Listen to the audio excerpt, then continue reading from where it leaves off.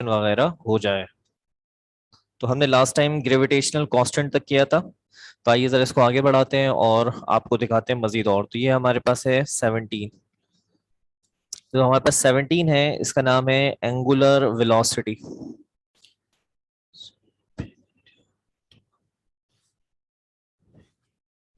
कर लो, कोई मसला नहीं है। जब इंशाल्लाह कॉलेज ज्वाइन करोगे तो ये सारा काम मेरे पास मौजूद है, फिजिकल फॉर्म में मैं दे दूंगा, उससे देख के कर लेना जैसा मुनासिब हो। अभी कोई ऐसे परेशान वाली बात नहीं है, ठीक है। एंगुलर वेलोसिटी, एंगुलर वेलोसिटी आप लोगों के लिए एक नया वर्ड है। ये मैट्रिक फिजिक्स में नहीं था, ये फर्स्ट ईयर फिजिक्स की क्वांटिटी है। मैट्रिक फिजिक्स में इसके बारे में नहीं था, इसलिए इसका जो सिंबल आप देखेंगे वो भी आपके लिए एक नया सिंबल है। इसका सिंबल स्मॉल डब्ल्यू जैसा होता है, लेकिन ये स्मॉल डब्ल्यू नहीं है, ये इसका फॉर्मूला होता है। ये जो स्मॉल आपको डब्ल्यू जैसा नजर आ रहा है, ये यूनानी जबान का सिंबल है, इसको पढ़ते हैं ओमेगा। इसका नाम है ओमेगा, ये ओमेगा कहलाता है। और ये स्मॉल डब्ल्यू जैसा जो सिंबल है, इसको कहते हैं हम एंगुलर वेलोसिटी। तो एंगुलर वेलोसिटी हकीकत में क्या चीज है, तो जब चैप्टर इसका आएगा तो उसमें डिटेल से पढ़ लीजिएगा। अभी तो सिर्फ डायमेंशन निकालनी है। तो ये डायमेंशन कैसे निकालेंगे, बहुत आसान है। तो दोनों बच्चे माशाल्लाह से जानते हैं डायमेंशन कैसे निकाली जाती है। तो डायमेंशन आपने निकालनी है, मैंने आपको टाइम देना है और आपने इसको सॉल्व करके जवाब बताना है। फिर मैं आपको बताऊंगा आपका जवाब सही है गलत है। तो बच्चों ये है वेलोसिटी। वेलोसिटी की वैल्यू आप जानते हैं LT-1 होती है। और आर, आर कहते हैं रेडियस। आर जो है वो है रेडियस, और रेडियस जो होता है इसको हमेशा कैपिटल एल में लेते हैं, कैपिटल एल में लेते हैं, क्योंकि रेडियस एक तरह की लेंथ होती है, ठीक है। तो अब आप दोनों बच्चों ने मुझे सॉल्व करके जवाब देना है, बहुत आसान है, 30 सेकंड में सॉल्व हो जाएगा। तो मैं आपको 1 मिनट का टाइम दे रहा हूँ और उस 1 मिनट के टाइम में आपने इसे जल्दी से सॉल्व करके देना है। आपका टाइम स्टार्ट होता है अब। तो ये हमारी जो एंगुलर वेलोसिटी की जो वैल्यू है, इसका जवाब हम कैसे देंगे भाई। तो वेलोसिटी की वैल्यू होती है LT-1, और रेडियस जो इसकी वैल्यू है हमारे पास L। तो यहाँ से ये वाला L और ये L यहाँ से कट जाएगा, और इसका जो जवाब हमारे पास आएगा वो आएगा T-1। या दूसरा जवाब आप देने का तरीका जानते हैं कि किस तरीके से दिया जाता है। जो मिसिंग हो यहाँ पर उनको जीरो जीरो करके आप लगा सकते हैं, और दोनों तरीकों से आप जवाब दे सकते हैं, आपकी मर्जी। फिलहाल मैं सिंगल फॉर्म में जवाब दे रहा हूँ, लेकिन दोनों तरीकों से इसका जवाब दिया जा सकता है। हम बढ़ रहे हैं अपने 18 की तरफ, और 18 का जो नाम है वो है angular acceleration. Angular acceleration, angular acceleration जो है इसका फॉर्मूला होता है alpha is equal to A divide by R. Alpha is equal to A divide by R, ये इसका फॉर्मूला होता है हमारे पास।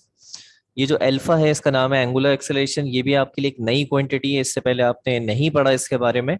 तो इंशाल्लाह ताला इसके बारे में आप पढ़ेंगे जब आपको चैप्टर पढ़ाए जाएंगे, तो उसमें आप इसे पढ़ेंगे, ठीक है। तो अब यहाँ पे जो ये ए आ रहा है, ये सिंपल एक्सेलरेशन है, इसकी वैल्यू मैंने आपको पहले सिखा दी थी दोनों बच्चों को, LT-2।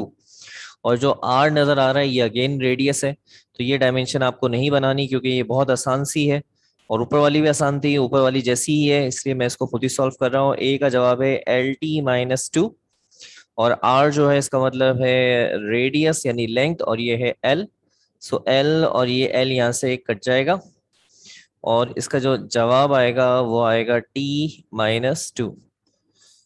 ठीक है, तो ये हमारा एंगुलर एक्सेलरेशन भी यहाँ कंप्लीट हो गया। यहाँ तक ओके कर दे दोनों बच्चे के, यहाँ तक आपको क्लियर हो चुका है। हम आहिस्ता सा करके एंडिंग की तरफ बढ़ रहे हैं। हमारा जो मामला है वो एंड की तरफ आहिस्ता सा करके जा रहा है। इसके बाद हमारे पास दो और हैं, एक काइनेटिक एनर्जी है, और एक हमारे पास जो है वो इसके बाद कोफिशिएंट ऑफ विस्कोसिटी है। यानी हमने दो और करनी है, तो 20 हो जाएंगी हमारे पास। ये एक और भी कर सकते हैं पोटेंशियल एनर्जी, लेकिन उसका कोई फायदा नहीं है।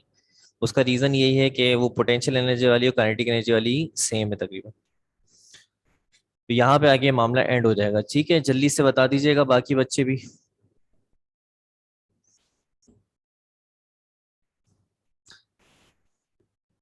जी, अनुषा की रिप्लाई बहुत स्लो आ रहे हैं, और मैं इसी तरह आगे बढ़ता रहूंगा, और हमें फीडबैक नहीं मिलेगा। फीडबैक मिलना जरूरी है, फीडबैक मिलेगा तो जरा टीचर को भी जरा आइडिया होता रहेगा कि समझ में आ रहा है, कोई मसला नहीं हो रहा। फीडबैक देना चैट के जरिए जरूरी है। जल्दी से शाबाश। अब मैं अपने 19 की तरफ बढ़ रहा हूँ, और जो 19 है मेरे पास उसका नाम है coefficient of viscosity. It is a very interesting one. Coefficient of viscosity. Coefficient of viscosity के बारे में मैट्रिक क्लास में थोड़ा बहुत बताया गया है, जो आपका चैप्टर 10 था मैटर।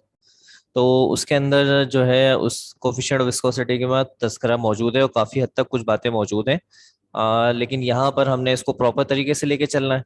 तो हमारे पास इसका एक फॉर्मूला है, और वो फॉर्मूला जो है वो कुछ इस तरह से बना हुआ होता है। F is equal to 6 pi eta R V. इस फॉर्मूले को देके परेशान नहीं होना, बड़े आसान से फॉर्मूले के तमाम कंपोनेंट्स हैं इसके अंदर।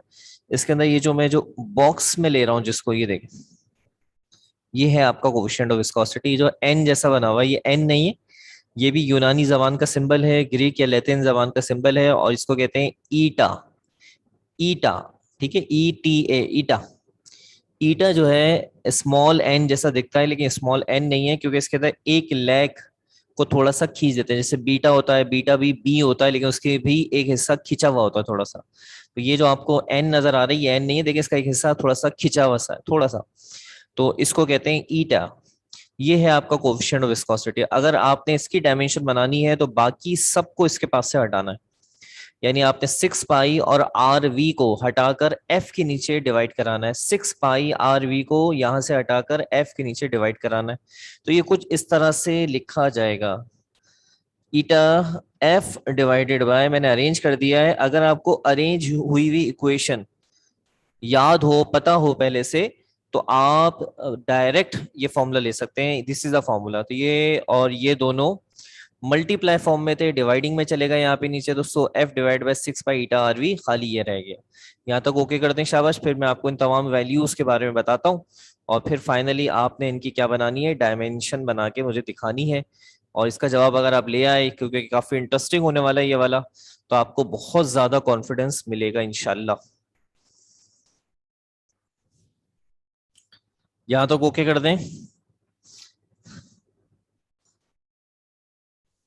जल्दी से शाबाश। यहाँ तक ओके करते हैं। एक चीज की शिकायत रहती है मुझे दोनों बच्चों से, क्योंकि आप दो बच्चे माशाल्लाह से रेगुलर रहते हैं, अर्शिल रेगुलर रहते हैं और अनुषा रेगुलर रहती हैं, लेकिन रिप्लाई में, चैटिंग में बहुत ज्यादा स्लो हैं थोड़ा सा। फास्ट फास्ट रिप्लाई चाहिए होते हैं। मैं जब इससे पहले भी लॉकडाउन वगैरह हुआ, इसमें भी क्लासेस लेता रहा हूँ बच्चों की ऑनलाइन, तो उसमें इसी बात पे इन्फेसिस करता था, बच्चों को जोर देता रहता था कि पढ़ाने के दौरान यस हो, तो वो बच्चे जल्दी जल्दी सीखते थे, जैसे सीख रहे हैं तो फास्ट रिप्लाई देते थे, यस ओके ऐसे करके, तो हाथ चलता रहता था। और जो हमने टारगेट तय किए हुए थे, आज क्लास में इतना पढ़ाएंगे, तो टारगेट अचीव होते थे फिर वो, या थोड़ा सा अगर रह जाता तो फिर नेक्स्ट क्लास में भी अचीव कर लिया करते थे हम दूसरे। तो अगर हम स्लो रिप्लाई आएंगे, तो या ऐसा है कि मैं पढ़ाता ही चला जाऊं और आपको समझ में ही आ रहा है, तो नतीजे के अंदर हम चीजें आगे बढ़ाते रहेंगे। लेकिन अगर आप ओके वगैरह करेंगे तो थोड़ा सा मामला बेहतर रहेगा। अच्छा, अब आपने जवाब देना है इसका। सबसे पहले ये तो है फोर्स, और फोर्स की वैल्यू ये होती है MLT-2। ठीक है, 6 पाई, 6 पाई इज अ कांस्टेंट। ये बात मैंने पहले बता दी थी आपको शुरू में रूल्स सिखाने के दौरान, कि जो कांस्टेंट होते हैं इनकी पास कोई डायमेंशन नहीं होती। सो ये है निल, नथिंग, यानी इस जगह आप कुछ नहीं लिखेंगे, 6 पाई की जगह कुछ नहीं आएगा। यानी जब अभी आप वैल्यू पुट करेंगे तो 6 पाई की जगह पर कुछ भी नहीं आएगा, 6 पाई यहाँ से हट जाएगा, यानी इस जगह पर कुछ नहीं होगा। ठीक है, नील का मतलब ये नहीं कि नील लिख दें 6 पाई को, ऐसे नहीं, ना 6 पाई यहाँ पे लिखा जाएगा ना नील लिखा जाएगा, बस खत्म, यहाँ पे कुछ नहीं होगा। आर जो है अगेन रेडियस, इसकी वैल्यू है एल।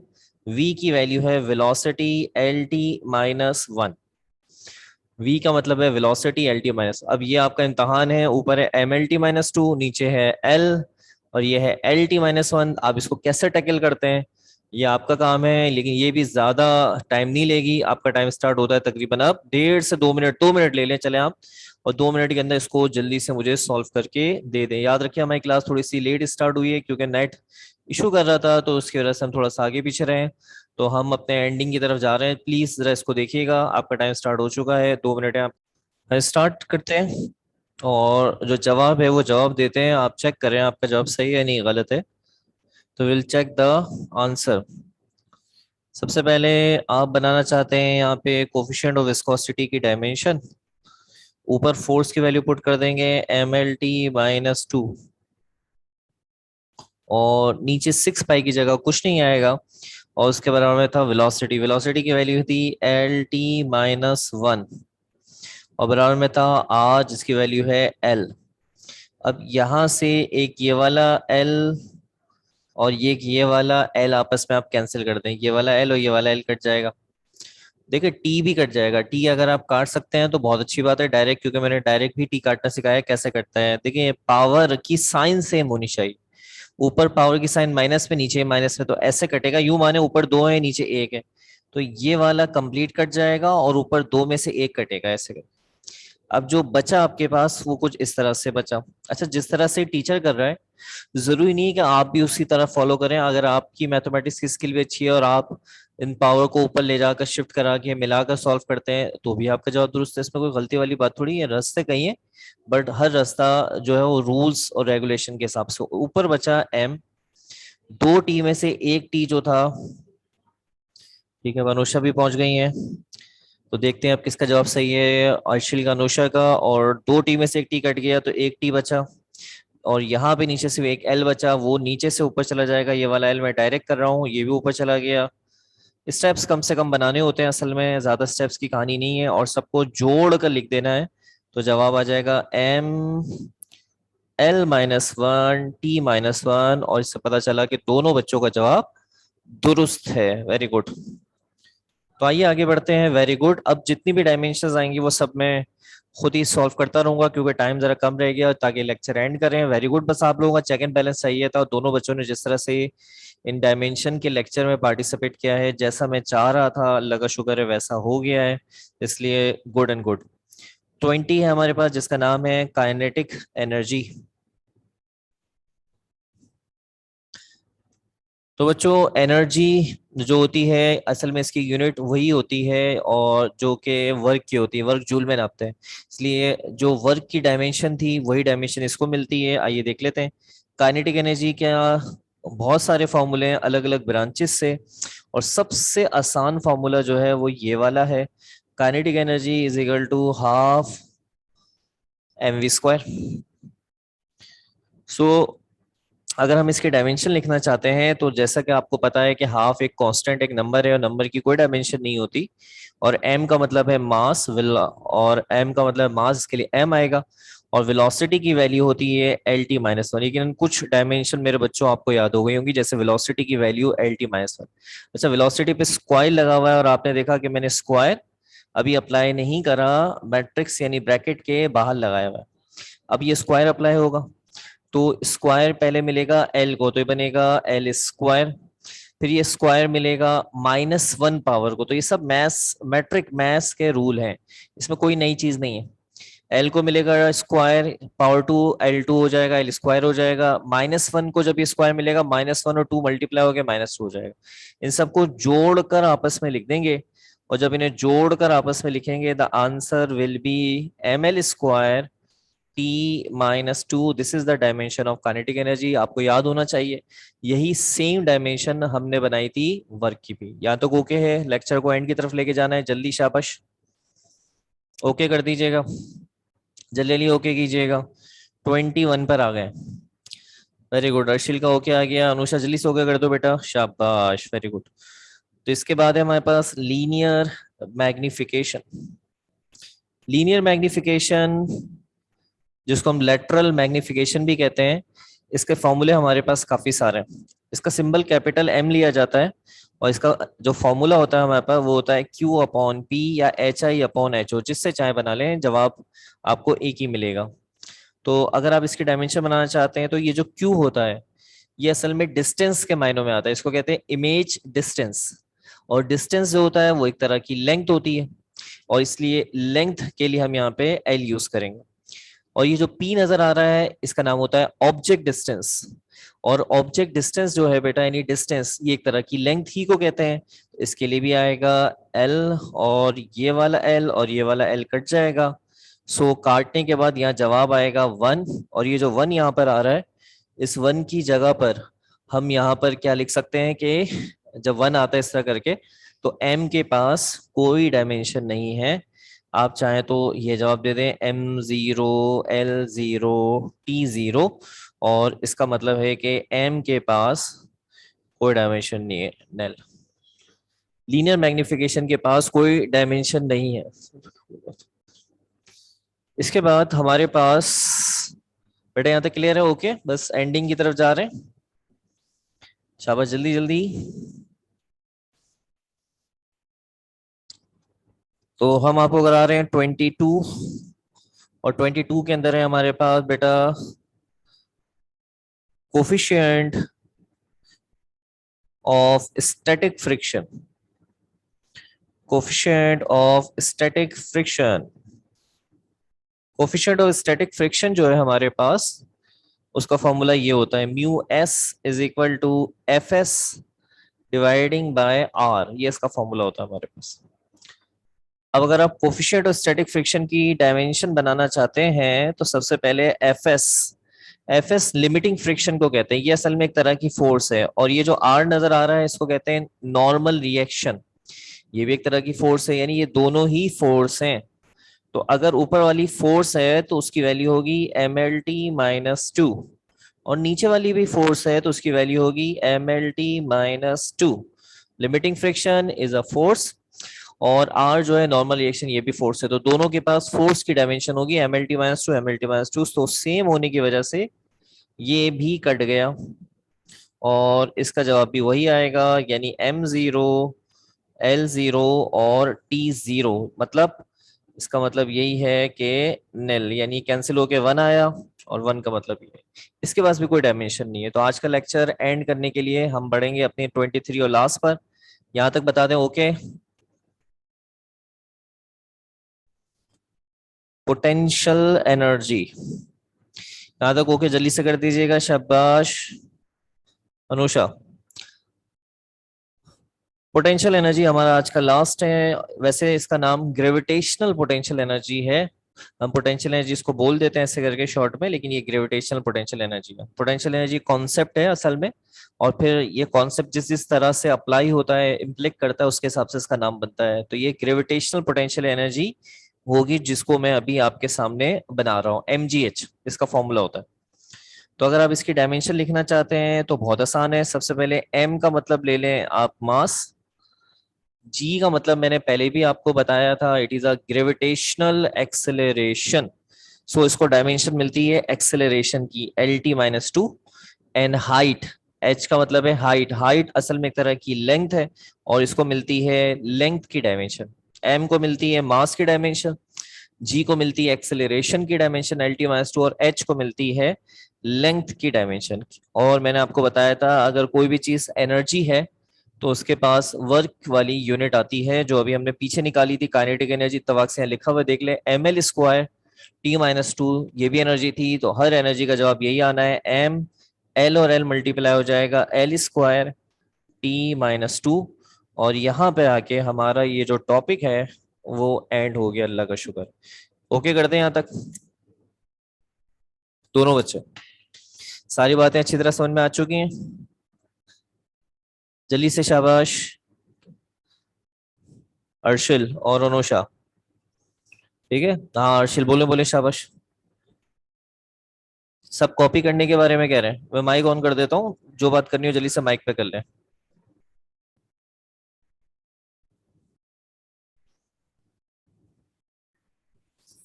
जी बोले जल्दी से।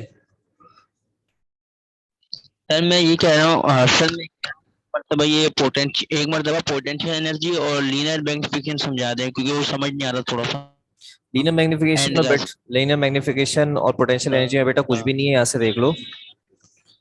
Q और P असल में दोनों डिस्टेंस हैं, और डिस्टेंस को हम किस मायनों में लेते हैं? लेंथ के मायनों में लेते हैं। ठीक है, इसलिए हम ऊपर वाले के लिए भी L पुट करेंगे और नीचे वाले के लिए भी L पुट करेंगे। L और L कट जाएगा, इसकी जगह पे क्या आएगा? 1, और 1 का मतलब है कि इसके पास कोई डायमेंशन नहीं है। अब 1 की जगह पे क्या लिख सकते हैं? m0 l0 t0। बोलो यहाँ तक क्लियर हो गया? ये दोनों डिस्टेंस है जी असल में। सर। ठीक है, और अगर आप पोटेंशियल एनर्जी के बारे में एक कह रहे हैं तो बस फॉर्मूले के जो कंपोनेंट्स हैं उनके बारे में सुन लें, बहुत आसान है। स्मॉल एम जो है ये मास को रिप्रेजेंट करता है, ये मैं पहले भी आपको बता चुका था वेट के अंदर, ये एक्सेलरेशन को रिप्रेजेंट करता है। और हाइट जो है वो लेंथ को रिप्रेजेंट करती है। तो ये मास की वजह से एम, एक्सेलरेशन की वजह से एल टी माइनस टू, और हाइट जो कि लेंथ है एल, इन सबको मल्टीप्लाई करेंगे तो ये जवाब आ जाएगा। बताएं, यहां तक क्लियर हो गया? जी सर। ठीक है बेटा। अनुषा बेटा आपको भी क्लियर है? यस कर दें जल्दी से, शाबाश। अनुषा यस कर चुकी है मेरे ख्याल से। ठीक है बेटा, चलें कल मिलेंगे इंशाल्लाह। अपना ख्याल रखिएगा, अपने अपने घर वालों का, और मुझे तो इजाजत। कल जब इंशाल्लाह मिलेंगे तो याद रखिएगा दोनों बच्चों ने अल्लाह टाइम पे हाफिज। कल टाइम पे क्लास ज्वाइन करनी है। उसका रीजन है कि कल हमारा जो टॉपिक है वो नया टॉपिक है तो डायमेंशन से जुड़ा हुआ, जिसका नाम है इक्वेशन वेरिफिकेशन बाय डायमेंशन। ये हमारा कल टॉपिक होगा। और क्योंकि कल इसका पहला लेक्चर है तो आप अगर आगे पीछे होते हैं तो कुछ बेसिक्स वगैरह आपकी निकल जाएगी, तो आपको थोड़ा पढ़ने में मजा नहीं आएगा। याद रखें, equation verification bye dimension paper के अंदर जो है वो आता रहता है कभी कभार, as compare to this topic. ये टॉपिक कम आता है, इक्वेशन वेरिफिकेशन आ जाता है लेकिन वो भी कम आता है, लेकिन इसके मुकाबले में जरा थोड़ा सा ज्यादा आता है। ओके बच्चों, अल्लाह हाफिज। अल्लाह हाफिज। अल्लाह हाफिज बेटा।